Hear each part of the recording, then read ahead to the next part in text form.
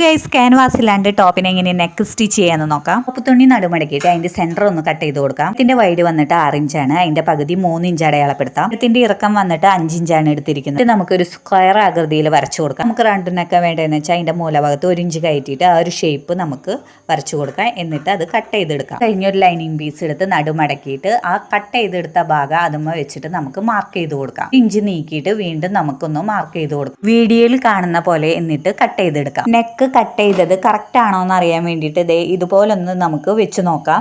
ഇനി നമുക്ക് ഇതിന്റെ അടിവശം നമുക്ക് ചെറുതായിട്ടൊന്ന് മടക്കി സ്റ്റിച്ച് ചെയ്ത് കൊടുക്കാം.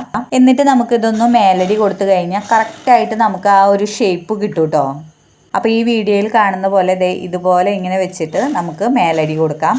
അപ്പോൾ ക്യാൻവാസ് ഒന്നും ഇല്ലാണ്ട് നമുക്ക് അടിപൊളിയായിട്ട് തന്നെ നമുക്ക് ചുരിദാറിൻ്റെ നെക്ക് സ്റ്റിച്ച് ചെയ്യാൻ പറ്റും കേട്ടോ. എന്നിട്ട് നമുക്കിത് സ്റ്റിച്ച് ചെയ്യുകയോ അല്ലെങ്കിൽ ഹാമിങ് ചെയ്ത് കൊടുക്കുകയോ ചെയ്യാം കേട്ടോ.